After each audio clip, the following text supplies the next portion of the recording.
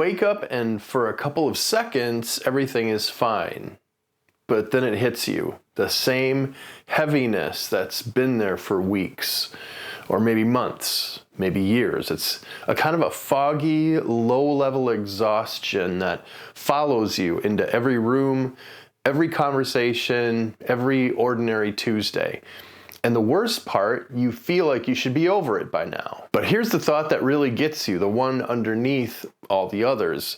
What if the years you spent in that relationship or that career, that version of yourself, what if all those years were just lost? If that thought has ever crossed your mind, you don't need to push it away right now, because what you're carrying isn't just sadness. It's the grief of feeling like time itself was taken from you. And here's what almost nobody tells you. You're not stuck. You're grieving something our culture never gave you permission to grieve in the first place. And until you can name it, no amount of moving on is going to touch it.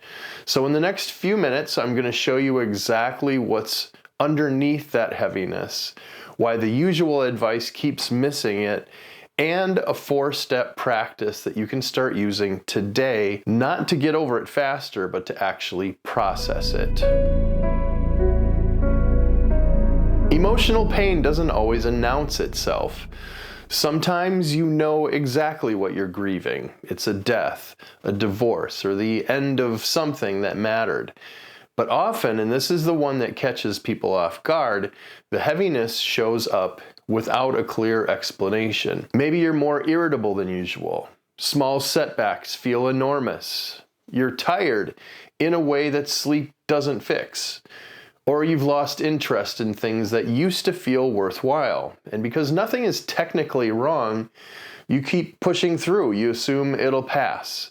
So you stay busy, you stay distracted. So what if the weight you're carrying isn't about what's broken, it's about what's already ended? Here's what this looks like in real life. A dad realized he'd become increasingly irritable with his teenage daughter, dreading weekends, couldn't figure out why.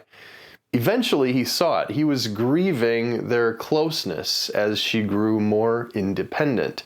Nothing was wrong, but something had ended, and he'd never stopped to acknowledge it. The first step, the one that costs nothing and changes everything, is simply saying, something feels heavy right now, and that's okay. I don't need to fix it immediately. This is what happens when you don't just lose a person or a relationship or a career. You lose the years that went with it. In my case, when my 25-year marriage ended unexpectedly, I didn't just grieve the loss of my wife or my marriage. I grieved the person I had been as a husband. I grieved all my plans that no longer made sense. I grieved a version of my future that I had been counting on, that I had built my sense of life direction around. And underneath all of that was a thought I didn't want to say out loud. Did I waste those years? That question is brutal because it doesn't just hurt, it destabilizes your sense of the past. It makes the years you actually lived feel somehow fraudulent, like you were building something and then discovered that the foundation had been wrong the whole time. So if this resonates, I want you to hear this clearly. You are not just processing grief, you are processing a grief that is also an identity crisis. You're mourning not only what you lost, but who you were while you had it, and who you thought you were going to become. That's not dramatic, and that's not weakness. That is one of the hardest things a person can go through. My book, From Reactive to Resilient, has a specific practice for this in chapter 6, and I'll walk you through it. Letting go is not a decision that you make once, and it's not closure. It's more like ice melting than a button you press. It happens over time, in layers, through a process. Step 1 of that is to acknowledge. The first step in processing grief is to name what's actually there. Not to analyze it, not to fix it, just to name it. Without minimizing or denying it. Try it. Say something like, I feel like I lost years of my life and I'm still angry about it. Or I can't pinpoint it, but there's a weight that hasn't gone away. And that's it. You're not solving anything yet. You're just telling the truth about what's inside you. This matters more than it sounds because most of us have spent years either intellectualizing our grief or running from it. And simply naming it without immediately needing to do something about it is often where the processing actually begins.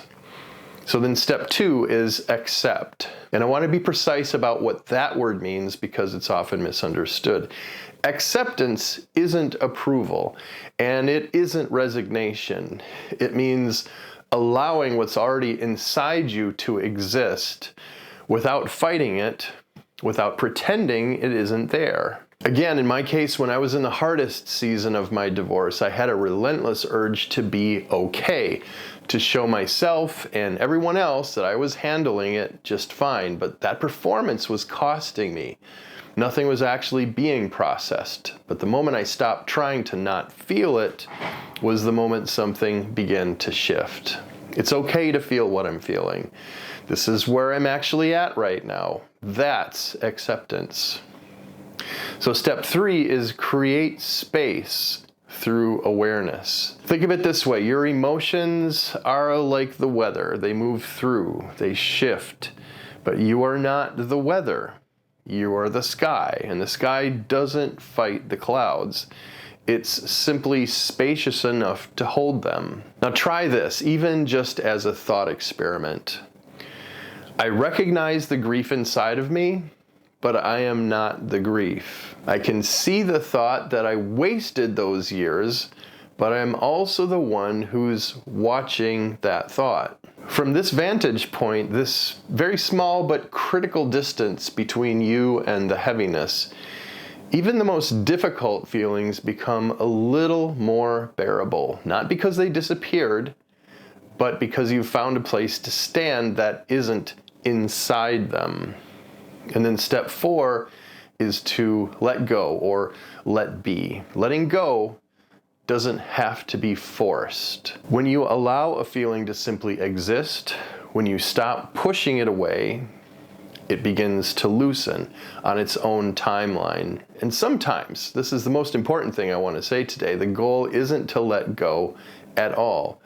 Sometimes the goal is just to let be, to hold the grief gently without requiring it to leave on your schedule, to trust that your awareness is spacious enough to contain it until it naturally shifts. If you've been carrying the grief of lost time, if that thought has been quietly haunting you, I'm not trying to offer you a shortcut. I want to offer you something better, a process, a way of being with the pain that doesn't require you to rush through it or perform healing you haven't actually done. You are allowed to take your time. If you want the written exercises that go alongside this, the ones that walk you through each step on paper, the book, From Reactive to Resilient, is in the description. And actually, I'd like to read you something directly from chapter 6. It's okay if it feels like your life is falling apart. Watching what you thought was holding your life together disintegrate or disappear right in front of you can feel catastrophic. The loss of something or someone that you have come to rely on can feel like an open wound. But if you can find your way to accepting it as it is, that opening can also become the space for something new that you were not able to accept before.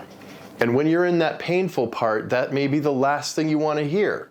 That's okay. Just being with reality, without judgment, without hurry, is brave and powerful in itself. The hole that loss leaves doesn't have to be immediately filled.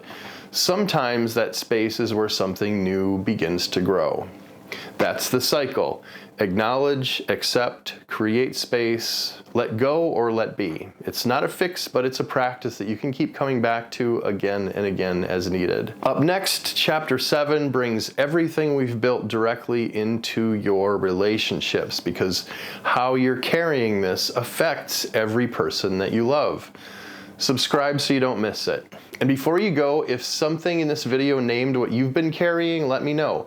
Which step is the hardest?